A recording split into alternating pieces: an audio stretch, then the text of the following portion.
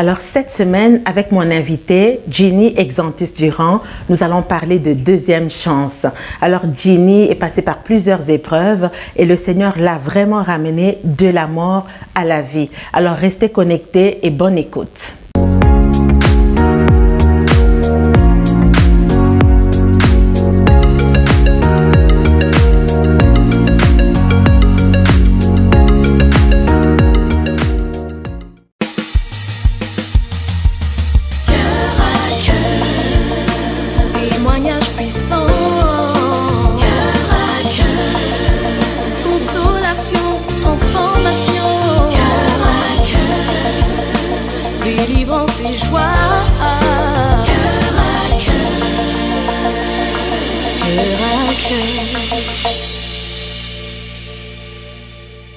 Bonjour, aujourd'hui nous parlons de deuxième chance. Mon invité, une femme de prière, une épouse, une mère et surtout une femme de foi. Alors aujourd'hui mon invité, Ginny Exantus Durand. Bonjour Ginny. Bonjour Pasteur Nathalie. Ginny, merci d'avoir accepté notre invitation et merci surtout d'avoir accepté de partager ton histoire, ton témoignage.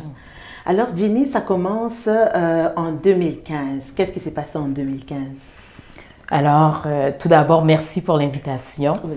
Ça fait plaisir. Effectivement, en novembre 2015, je suis rentrée à l'hôpital parce que j'avais rendez-vous pour me faire retirer 4 fibromes. Des fibromes, ce sont des masses de chair et de sang. Donc, suite à la radiographie, on en avait vu 4. Donc, j'étais cédulée pour me faire opérer le 30 novembre 2015. Je rentre à l'hôpital et effectivement, l'opération a lieu. On m'avait dit comme quoi que ça allait durer tout au plus 1 heure de temps. Maintenant, je reviens un petit peu en arrière. C'est une masse de chair et de sang. Oui. Est-ce que c'est dangereux pour la santé? C'est dangereux pour la santé. Ce sont des masses cancéreuses et qui peuvent se transformer justement en malin, finalement. Parfait. Exactement. Oui. Puis, alors, qu'est-ce qui s'est passé finalement? Tu vas pour te faire opérer? Alors, l'opération devait durer, le médecin me disait que ça allait durer un peu moins ou tout au plus 1 heure de temps.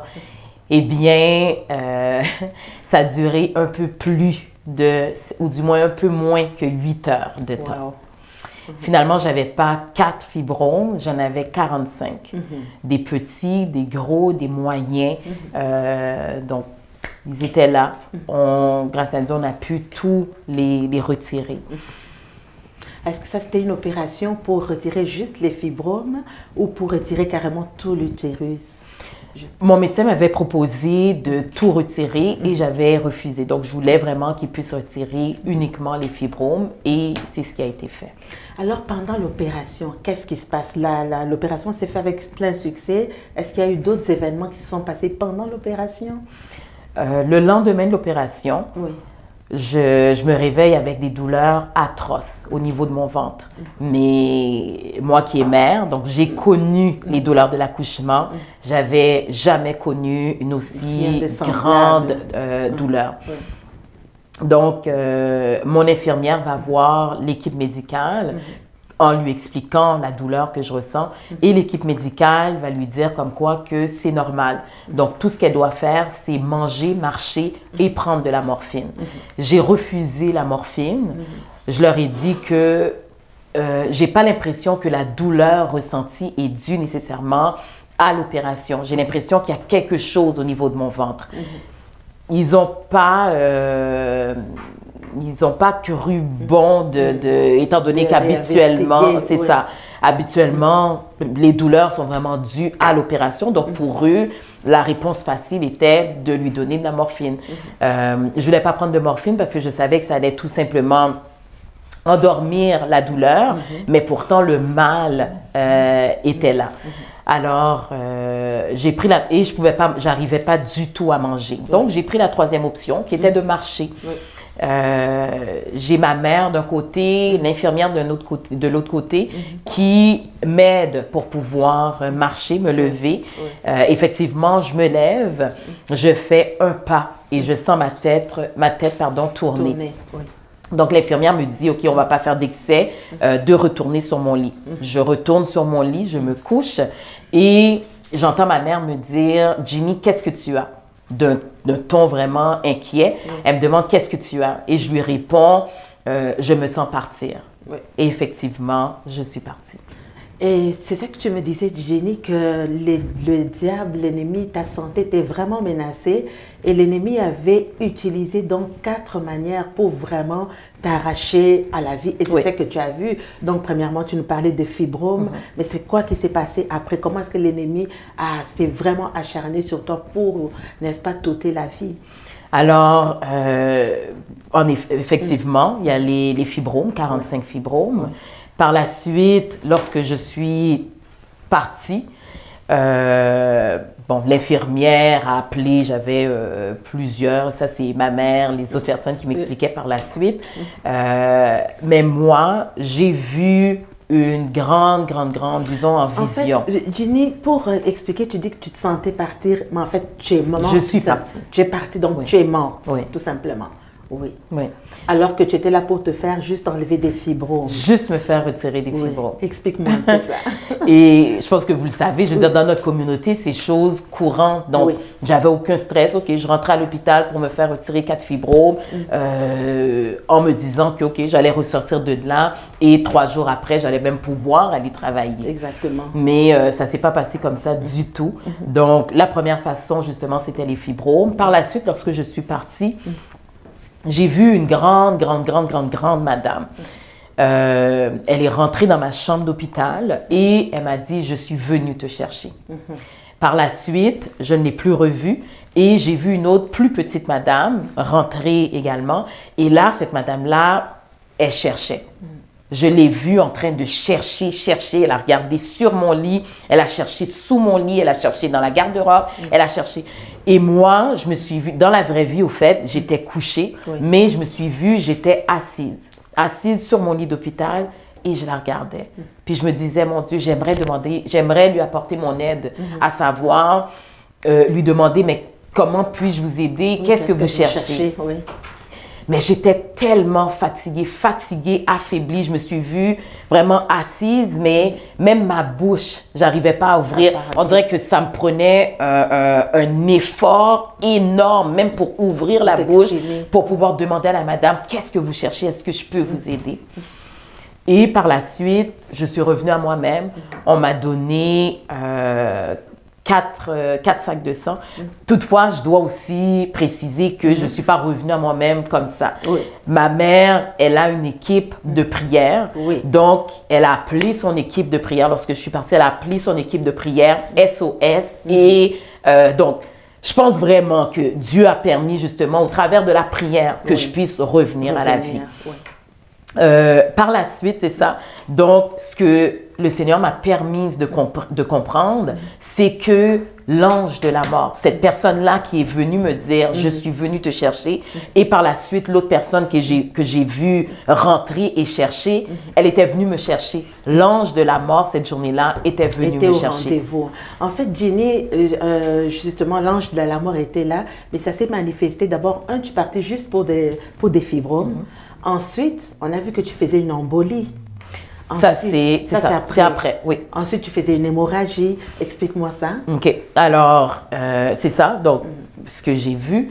Par la suite, ça, on était rendu le mardi. Donc, mardi, j'ai des douleurs atroces. Le mercredi encore, douleurs atroces. Le jeudi, la même chose. Le vendredi, mon médecin vient me voir. Il me dit, OK, là, ça n'a pas d'allure, on doit faire quelque chose. Les douleurs, ça n'a pas d'allure, ça ne peut plus durer. Donc, on va venir te chercher ce matin pour pouvoir faire ils appellent ça un CT scan, un scan, une radio pour pouvoir voir qu'est-ce qui se passe à l'intérieur. Effectivement, ils sont venus me chercher et le CT scan a révélé comme quoi que je faisais une obstruction intestinale. Mes intestins étaient complètement pliés. On aurait attendu un peu plus. Et mes intestins auraient éclaté et je serais morte. Et ça, c'est la mort. Parce qu'effectivement, quand il y a une obstruction intestinale, ça entraîne la mort. Oui. Tout à fait. Donc, suite à ça, on m'a ramenée dans ma chambre pour que je puisse commencer des traitements. Les traitements n'ont même pas eu le temps de commencer. qu'on est revenu me chercher encore pour me dire comme quoi qu'il y a eu une erreur, le technicien a fait erreur et en voulant voir tout simplement au niveau de mes intestins, il a été un peu trop haut et a semblé voir quelque chose au niveau de mes poumons. Donc ne voulant pas prendre de chance, on m'a ramené pour pouvoir vérifier qu'est-ce qui se passait. Et effectivement, ce qui s'est passé, c'est que je faisais une embolie pulmonaire. C'est incroyable, hein? Ceux qui nous suivent, nos vies peuvent être menacées. Et tu me disais que l'ange de la mort était arrivé. Effectivement, l'ange de la mort, ça existe. Ouais. L'ennemi s'acharne. D'ailleurs, le Seigneur l'a dit à Pierre. Pierre, le diable t'a réclamé pour te cribler comme du froment. Mais quand tu seras revenu, toi, tu affermiras tes frères. Donc, c'est une réalité, c'est quelque chose qui s'est passé réellement. L'ange de la mort était au rendez-vous pour t'arracher. Pour m'arracher. Mais à ce moment-là, toi, au niveau de ta foi, comment tu vis tout ça? Sur mon lit d'hôpital? Oui, sur ton lit d'hôpital. Parce que tu me dis que tu te sentais partir. Qu'est-ce qui se passe à ce moment-là? Je suis effectivement partie. Oui. Toutefois, je suis rentrée à l'hôpital le 30 octobre. Oui. Le 30 novembre, pardon. Le 30 novembre. Mais ça, c'était un lundi. Par contre, le mardi d'avant, le 24 novembre 2015, je vais à mon église et je rencontre un homme de Dieu. Lorsque je le rencontre, je sais pas, j'ai comme rien à dire. Fait que je lui dis, oh, finalement, parce que j'étais venue lui emmener quelque chose. Finalement, je lui dis, oh, je pense que j'étais juste venue t'emmener cette chose-là, je vais repartir. Et il me dit, assieds-toi, comment ça va? Puis bon, on commence à parler, je dis, oh, je vais très bien et tout. Et je lui explique justement mais comme, en passant, je vais me faire opérer pour des fibromes. Pour moi, c'était tellement pas... c'était banal. C'était banal, exactement. Donc, je lui dis comme ça en passant. Et là, le Saint-Esprit commence à parler au travers de lui. Oui. Commence à dire que... Parce qu'au fait, 2015, c'était également l'année de mes 40 ans. Il commence à me dire comme quoi que l'année de tes 40 ans, cette année, Dieu te dit que cette année, il te redonne les 10... C'est comme si tu avais 30 ans. Il te redonne tout ce que le diable t'a volé depuis ces 10 dernières années. Donc, il a le rajeunissement. Il m'a même parlé justement, en effet, de mon rajeunissement. Les gens vont me le dire, que j'ai de l'air, que j'ai rajeuni. Il m'a dit comme quoi que tout ce que j'avais perdu, je vais les récupérer. Il m'a parlé de restauration. Il m'a parlé de restauration, en tout cas, vraiment, tout ce que le diable m'avait volé depuis ces 10 dernières années, que Dieu s'apprêtait à tout me donner. Lorsqu'un homme de Dieu te donne une parole comme ça, tu n'as pas le choix, face à la mort, de te dire c'est impossible. C'est impossible. Donc, Dieu m'a parlé la semaine dernière. Donc, vraiment, cette parole-là m'a soutenue. T'a accompagnée. M'a accompagnée. Vraiment. Je peux dire que probablement que si je n'aurais pas eu cette parole-là, fort probablement, je serais peut-être morte aujourd'hui. Effectivement, toi, tu as été sensible, parce que tu es une femme sensible au Saint-Esprit. Aussi, oui. Tu as été sensible pour écouter cette voix, parce que c'est important, parce que parfois, quand on libère la prophétie, il y en a qui méprisent la prophétie. Mais tu ne connais pas, personne ne connaît. Tu n'avais pas aucun scénario de ce qui se passerait dans une semaine ou quelques jours après. Du tout. Mais tu as saisi la prophétie. Donc, pour tous ceux qui nous écoutent, important de saisir la prophétie, de ne jamais, d'ailleurs, la parole de Dieu le dit, ne méprisez pas les prophéties. Parce que Dieu qui connaît nos lendemains, quand il libère une parole, il sait que c'est pour nos lendemains. Mais je bénis le Seigneur de ce que tu es sensible, avoir la sensibilité au Saint-Esprit qui est très très important et capital pour notre vie chrétienne. Ensuite, qu'est-ce qui s'est passé? C'est tellement bien dit, mais c'est vrai. Parce que trop souvent, justement, on se le dit, oui, je crois en Dieu, je crois en ses paroles, mais face à l'adversité, c'est là où justement, il faut utiliser ces paroles-là. Et un verset depuis que je chéris énormément, c'est le verset qui dit l'ange de la mort, l'ange de l'Éternel campe autour de ceux qui le craignent et les arrache au danger. Et c'est exactement ce que j'ai vécu. C'est exactement à chaque fois que je repense à cette madame qui cherchait, qui était venue me chercher et qui n'a pas pu me voir, je me dis, my God, ce verset-là, Seigneur, mais tu as raison. Ta parole est vérité. Ta parole est immuable. Oui. Mais c'est tellement vrai. Quand que Dieu dit, il t'arrache au danger, il t'arrache au danger. Combien de fois que peut-être qu'on aurait été confronté à un accident de la route, mais pourtant on n'est même pas au courant. Mais c'est l'ange de l'Éternel qui nous a arrachés. Oui. Et comme si de rien n'était, on a continué notre route. Ça m'a ouvert les yeux d'une autre manière, voir comment que les anges qui travaillent justement pour nous, combien de fois nos enfants pourraient être kidnappés, on pourrait être violés, mais l'ange de l'Éternel nous arrache. Campe autour de ceux qui le craignent et les arrache du danger.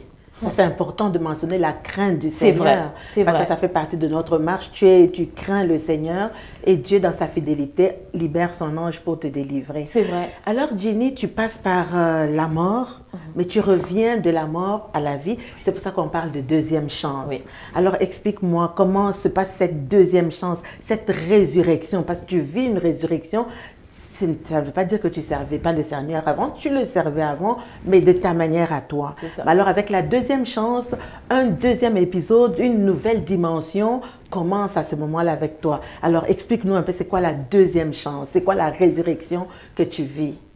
La deuxième chance, je vais énoncer une parole que Confucius a déjà dite, c'est chaque personne a deux vies. Toutefois, la deuxième vie commence lorsqu'on réalise qu'on a une seule vie. Je trouve que cette parole-là, elle est tellement vraie. C'est profond. C'est extrêmement profond. En effet, extrêmement profond. Et c'est vrai que bien souvent, on a l'impression de vivre pour l'éternité. Mais pourtant, c'est faux. Et même si on mourrait à 100 ans, la vie est quand même courte. Donc, c'est vraiment de réaliser le plus rapidement possible, OK, pourquoi je suis sur la terre. Bien souvent, on a l'impression qu'on vient sur la terre pour nous, pour pouvoir s'amuser, pour pouvoir faire nos choses.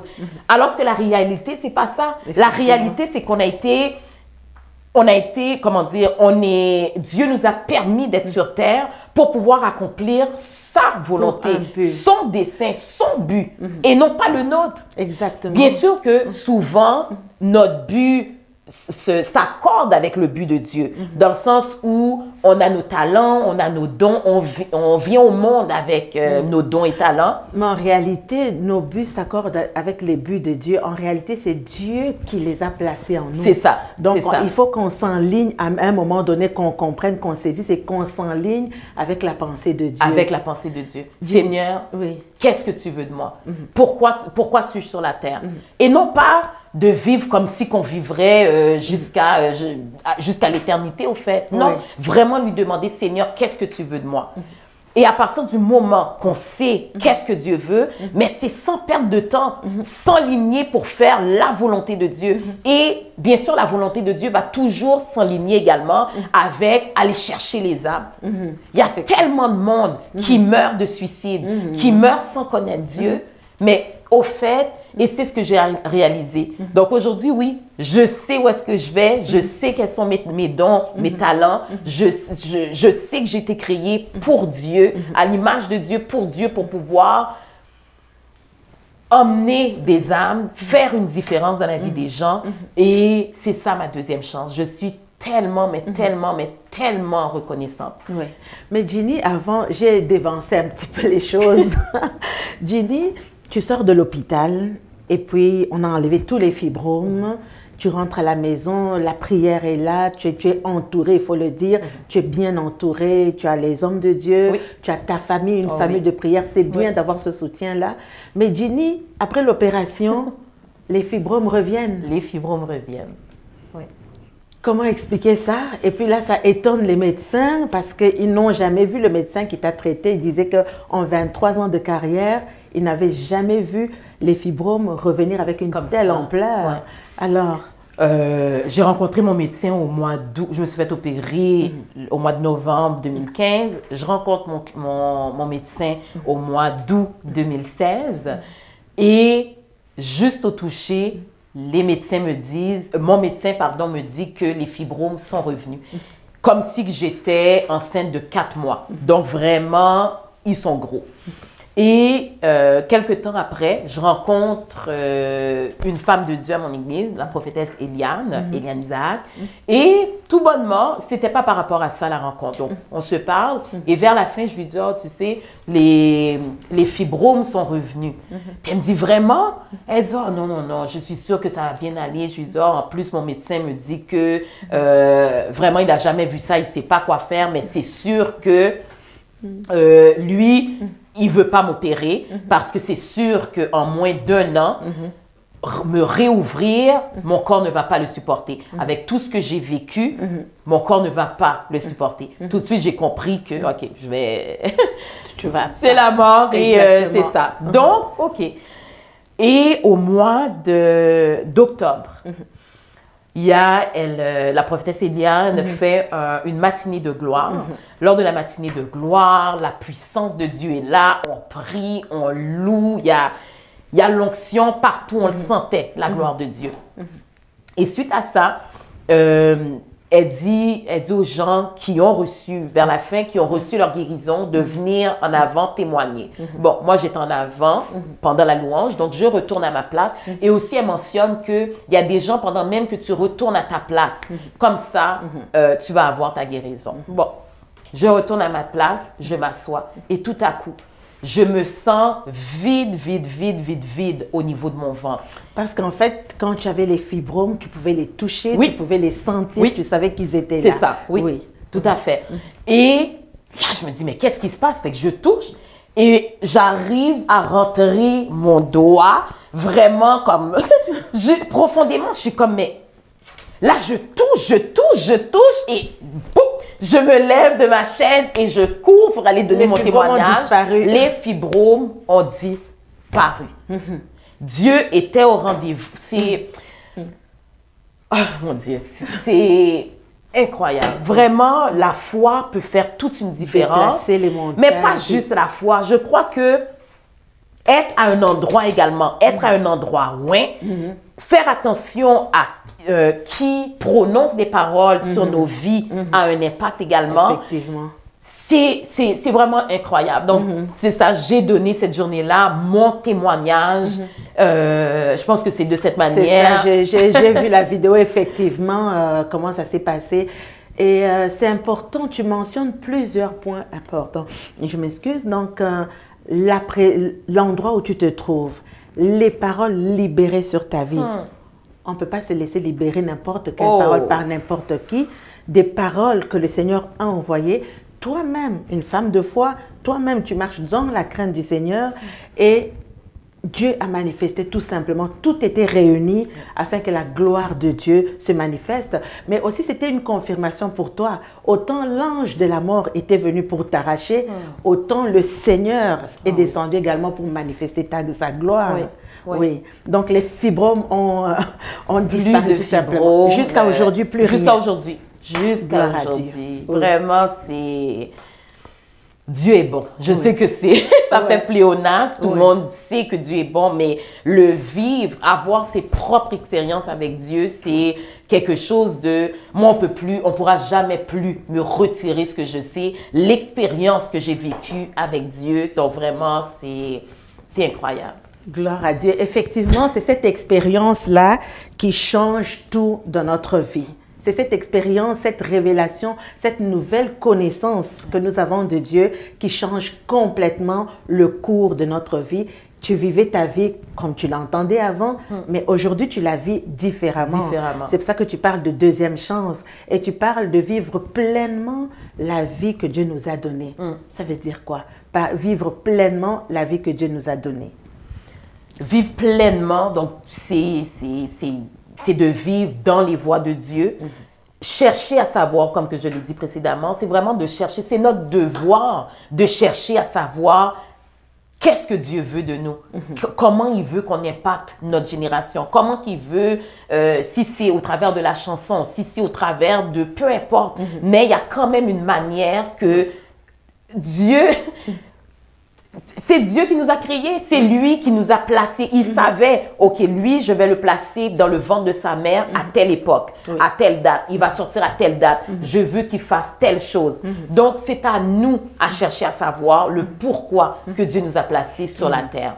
Et lorsque je dis pleinement également, je veux dire, si je regarde moi, mon exemple, je suis une fille qui adore la mode, j'aime changer mes cheveux, j'aime, mais en même temps, ça va vivre dans les voies de Dieu. Ça ne veut pas dire comme quoi que Dieu va t'enlever tout ce que tu aimais. Si tu étais quelqu'un qui aimait la musique, disons, tout ce qu'il va faire, tu vas encore aimer la musique. Sauf que bien sûr, là, tu sais comme quoi que tu dois faire attention à qu'est-ce qui rentre dans tes oreilles parce que ça peut te polluer. Je veux dire, les musiques de violence, les musiques sur la sexualité et toutes ces choses-là, c'est sûr, ça peut venir te polluer et tout. Donc, c'est pas que tu n'aimeras plus la musique, mais tu vas maintenant changer ta façon le genre, pardon, de musique que tu écoutes. Sinon, si j'en viens encore avec la mode, lorsque je parle aux gens, c'est quelque chose que les gens me disent souvent, mon Dieu, mon style. Fait avant même que je puisse leur parler, ben déjà, ils sont attirés par ma prestance, style, par l'allure que j'ai et tout. Donc, fait encore là, ça m'ouvre déjà la porte, c'est encore plus facile pour après ça leur témoigner de mon histoire, de ce que Dieu a fait pour moi et de ce que Dieu peut faire également si ils reçoivent Christ comme leur sauveur personnel, ce que Dieu peut faire également dans leur vie. Donc, mais est-ce que Dieu a changé ma façon de m'habiller? Non, pas du tout. Pas du tout. Au contraire, même mon style aide à pouvoir témoigner, à pouvoir approcher les gens. Oui, effectivement, quand on vient au Seigneur, je rappelle encore que les talents, les dons, c'est Dieu qui nous les a donnés. Notre Père est un créateur. Pourquoi est-ce qu'on ne créerait pas? On doit créer comme notre Père est créateur. Alors, avec tous ces talents, avec tous ces dons, quand on va maintenant dans la société dans laquelle le Seigneur nous a placés, c'est comme ça qu'on va influencer notre génération avec les dons et avec les talents. Donc, si avant, tout ce qu'on faisait servait peut-être à notre gloire personnelle quelque part, tout ce que nous faisons maintenant en éliminant tout ce qui est nocif, nous le faisons à la gloire de Dieu. Donc, moi, je peux dire à quelqu'un aujourd'hui, si tu sais chanter, continue à chanter pour le Seigneur. Si tu peux créer, continue à créer pour le Seigneur. Si tu veux être médecin, sois-le pour le Seigneur. Et c'est Dieu qui nous l'a donné. D'ailleurs, il dit dans sa parole, il a donné tel talent, tel don. Il nous demande de les fructifier. C'est ça. C'est ça. La parabole des talents, hein? Il demande de fructifier à 1, 2, à 1, 3, à 1, 5. Alors, ce que je retiens, c'est que tu vis ta vie pleinement aujourd'hui. En fait, tu vis Christ. Tu manifestes Christ. Parce que plusieurs diraient comment est-ce qu'on pourrait manifester Christ. Mais c'est dans tous les domaines de nos vies. Vivre pleinement Christ, vivre pleinement sa volonté. C'est ça, c'est vrai. Dans notre manière de parler, dans notre manière d'agir, dans notre manière... c'est vraiment dans tout. Pas juste lorsqu'on est à l'église, parce que sinon c'est une façade, mais vraiment de naturel. Qu'on soit à l'intérieur, qu'on soit à l'extérieur, qu'on soit aux études, qu'on soit dans notre lieu de travail, qu'on soit dans l'autobus, peu importe. Mais vraiment... on peut tellement manifester Christ. Il y a tellement de manières de le manifester. Ginny, on achève, il nous reste quelques minutes. Un conseil, qu'est-ce que tu pourrais dire à un homme, une femme, quelqu'un qui traverse une épreuve, qui ne comprend rien, qu'est-ce que tu pourrais lui donner comme conseil? Vraiment, ce que je peux vous dire, c'est de ne pas abandonner. De ne pas abandonner. Dieu dit... il y a tellement de versets qui me viennent, mais vraiment n'abandonnez pas. Croyez que Dieu va se manifester dans votre situation. Des fois, ça peut prendre quelques semaines, des fois quelques mois, voire même quelques années. Toutefois, sachez que Dieu n'est point un homme pour mentir. Ce qu'il dit, il l'accomplira. Ce qu'il dit, il l'accomplira. Donc, vraiment, attachez-vous, accrochez-vous à la parole de Dieu. Cherchez un verset et vous devez vous l'approprier. Appropriez-vous ce verset. Que ce soit, je ne sais pas, il y a tellement de situations que vous pouvez vivre dans une vie, mais appropriez-vous un verset. Il y a tellement de versets également. Juste approprier un verset et de dire, voilà ce que la parole me dit. Donc, je ne vais pas abandonner. Voilà ce que la parole me dit. La Bible me dit qu'il va me tenir par la main et il va me conduire. Peu importe. Même si je marche dans la vallée de l'ombre de la mort, je ne crains aucun mal. Ça veut dire que même si tu es devant la maladie, même si tu es devant une impasse, même si tu es tombé même dans le trou, sache que Dieu est là, sache que Dieu ne t'abandonnera pas, sache que l'Éternel, l'ange de l'Éternel, campe autour de toi et il t'arrache au danger. Des fois, on ne le voit pas. Moi, pendant que je souffrais, j'ai souffert après mon opération lundi, mardi, mercredi, jeudi, vendredi. J'ai trouvé ça long et je demandais à Dieu, mais Seigneur, qu'est-ce que tu veux que je fasse? Je pleurais de douleur. Je lui demandais, qu'est-ce que tu veux que je fasse? Qu'est-ce que tu veux que je comprenne? Des fois, tu as l'impression que Dieu t'abandonne, mais pourtant, non, Dieu était là. Toutefois, Dieu m'a permis d'encore souffrir quelque temps parce des fois, on prie pour une guérison. Mais Dieu, qu'est-ce qu'il s'apprêtait à faire? C'était de me ressusciter, de m'emmener une résurrection. Fort probablement que le mardi, oui, je souffrais, mais l'embolie n'était pas encore là. Mercredi non plus, jeudi non plus. Dieu, étant le coordonnateur par excellence, a permis que j'attende jusqu'au vendredi, que je souffre jusqu'au vendredi pour que le technicien par erreur puisse voir l'embolie pulmonaire en même temps que mon obstruction et puisse guérir les deux en même temps. Donc, bien souvent, on prie, Seigneur, guéris-moi, Seigneur, envoie-moi un mari. Mais Dieu veut t'envoyer, ou envoie-moi un copain. Dieu ne veut pas t'envoyer un copain. Dieu veut t'envoyer un homme de Dieu. Dieu veut t'envoyer l'homme selon ton cœur. Donc, vraiment, c'est vraiment ça, de croire que Dieu n'est point un homme pour mentir. Et que même si ça prend du temps, je sais qu'il va l'accomplir. Oui. Alors, on va finir avec ceci. Dieu est fidèle pour accomplir sa promesse. Et j'aimerais dire à quelqu'un que Dieu est au contrôle, absolument au contrôle de nos vies. Quelles que soient les vallées que nous puissions traverser, Dieu est au contrôle. On l'appelle Ebenezer. Jusqu'ici, il nous a secourus. Alors, tu peux croire en ce Dieu-là. Jusqu'ici, il est capable de te secourir. Il est capable, ce qu'il a fait dans la vie de Ginny, il est capable également de le faire dans ta vie. Alors, restons accrochés. On a vu Ginny, une femme de foi, une femme qui marche dans la crainte du Seigneur. Et on a vu également, Ginny, on n'en a pas parlé aujourd'hui, on n'a pas beaucoup de temps. Peut-être Dieu permettra une autre émission. Mais tu me parlais de désobéissance, mais il a fallu que tu retournes à Dieu. Donc, dans notre processus, il faut également retourner à Dieu, refixer ses regards sur le Seigneur, marcher dans ses voies et Dieu est fidèle pour accomplir sa parole. Ginny, merci d'avoir été là. Merci pour ton témoignage. Je suis sûre qu'il bénira plusieurs personnes. Alors là où vous nous écoutez, n'oubliez pas, mettez vos commentaires, posez vos questions, écrivez-nous via courriel coeur@gmail.com. Je répète, coeur7@gmail.com. Ginny, merci beaucoup. Ça a été un plaisir de t'avoir avec nous. Tout le plaisir était pour moi. Comme je te disais, on ne sait jamais qu'on revienne sur un autre sujet. Que le Seigneur te bénisse. Yes. Bonjour chez vous. Que le Seigneur vous bénisse. Témoignage puissant. Cœur à cœur. Consolation, transformation. Cœur à cœur. Délivrance et joie. Cœur à cœur.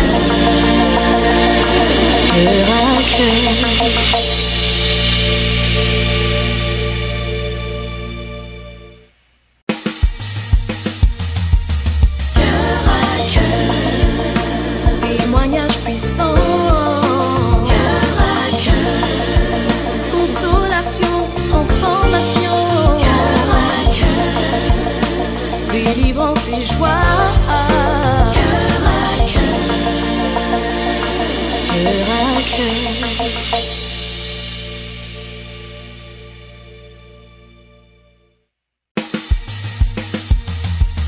Cœur à cœur.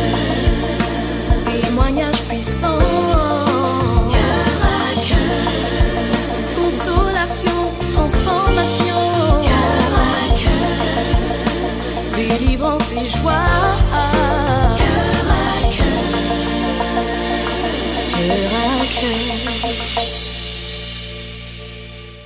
Cœur à cœur, un rendez-vous avec ton présent pour transformer ton futur.